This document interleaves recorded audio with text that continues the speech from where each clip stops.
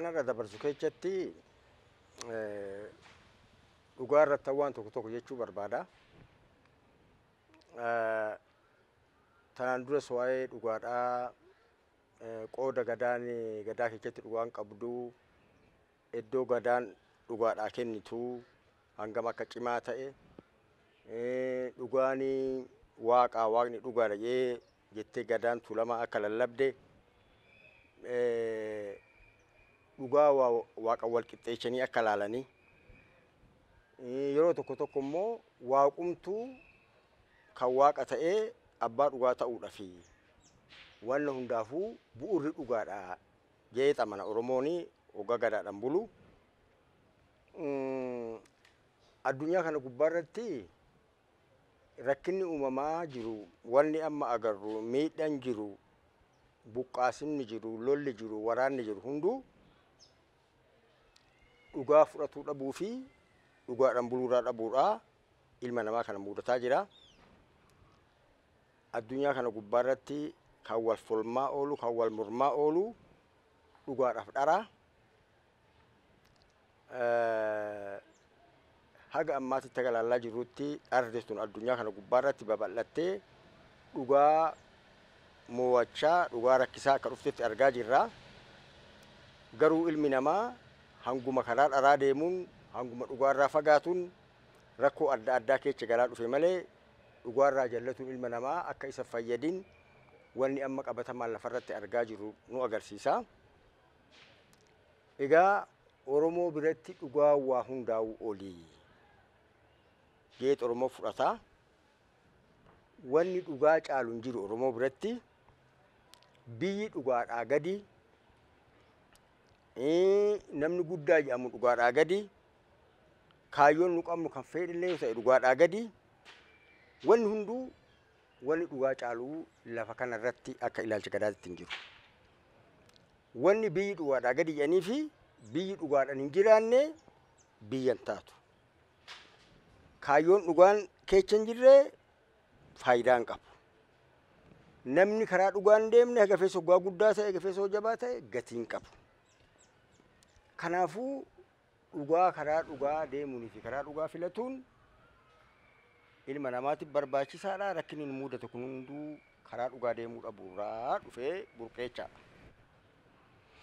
Egaa Oromoon sirni gadaa qulqulloomin isaa cimin isaa ayyaantummaan isaa wanni hunduu karaa dhugaa deemurraa madda. Yeroo ammaa kana rakkinni Oromoodhaa guddaan akka abboota keenyaa sanitti dhugaadhaa iddoo olaanaa kenninee dhugaadhaa dursa kenninee jiraachuu dadhabuutu Oromoo amma bakka yaadillee ga'u bakka barbaadillee ga'u tokkummaallee qabaachuu injifannollee qabaachuu waa hundaa qabaachuu dhabuudhaaf karaa dhugaa deemuu dhabuu keenyaa ala sababbiin biraan jiru.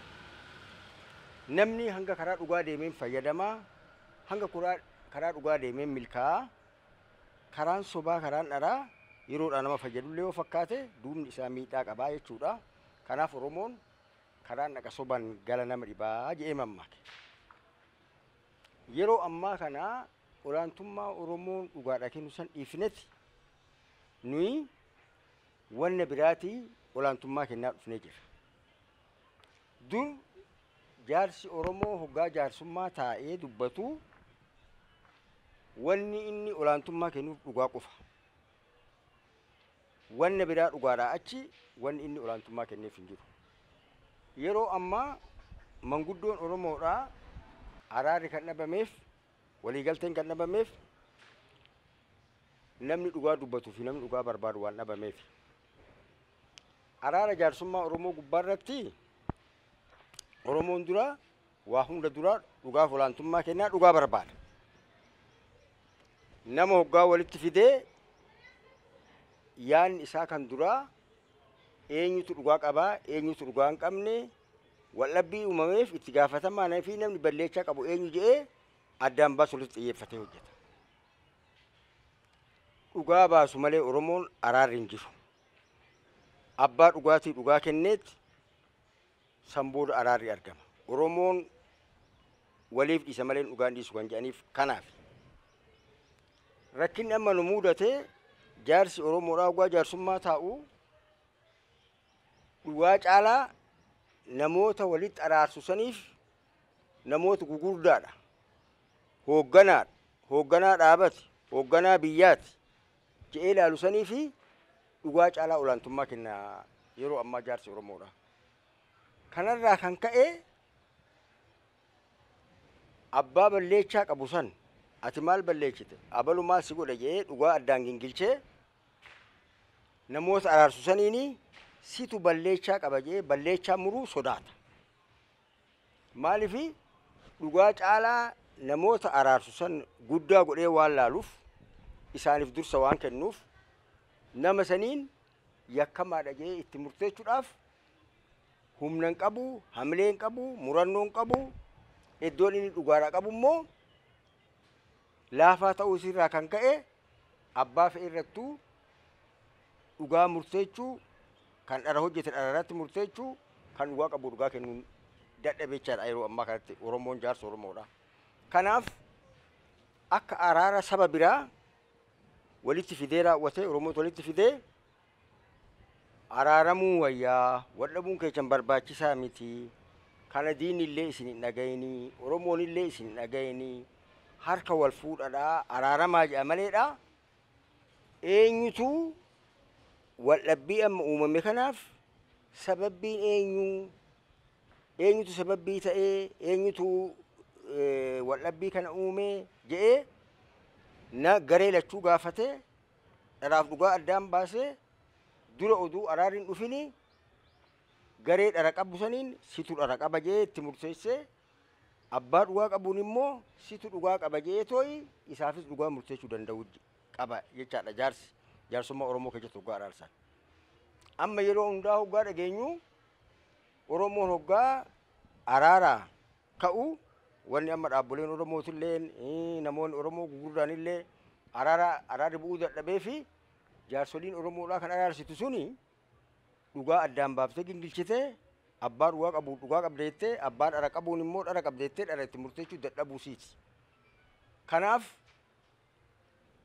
dhugaan qulqullooftee dhugaan argamuu dadhabde. Oromoon hoggaa mammaaku lubbuun garaa baqaqsan duuteeti dhugaan garaa baqaqsan fayyitii ja'a. Kana jechuun maalidhaa? Dhugaan golgaan barbaaddu dhugaan garaa addaan baqaqsanii sirriitti hoggaa laalanii arganii abbaa dhugaa qabuuf dhugaa arganii abbaa yakka qabuuf yakka itti murteessan dhugaan gammaddi dhugaan argamti waan illee jaalata araarri illee bu'aa jeexaman Oromoon. Kanaaf lubbuun garaa baqaqsan duuteeti dhugaan garaa baqaqsan fayyiti wanni jedhaniif. Kanaaf dhugaa golgaan hin baasu golgaan araara fidu golgaanii tokkummaa fidu golgaanii dhugaan baasu jee amantii waan qabuuf Oromoon dhugaa baasu irratti duubatti hin deebi'u. Abbaa fe'eeyyuu dhugaadhaa ol godhee ilaalu abbaa aangoo fe'e yaa qabaatu hooggansa fe'e yaa qabaatu hookaa jaarsummaan taa'u malee eega jaarsummaa taa'ee Oromoon dhugaa murteechet abbaa dhugaa qabu dhugaa kennee abbaa dhara qabu dhara itti murteessee araara buusaa. Amma yeroo ammaatitti kan dhabame kana dhugaa dubbatuu dadhabnee dhugaa cinaa dhaabbatuu dadhabnee dhugaarra nama sodaannee dhugaarra nama aangoo qabu sodaannaa dhugaarra faayidaa keenya laallaa. Kanatu akka dhugaa Oromoo jidduutti dhugaan dagaagdee dhugaan baatee Oromoon garaa fayyaa fi jaalalaa wajjin hin jiraanne kan nu godhe dhugaa barbaannee dhugaa cinaa dhaabbachuu dadhabuu keenya akka ta'e kanumarraa na yaada dabarsuu barbaadaa. Galatooma.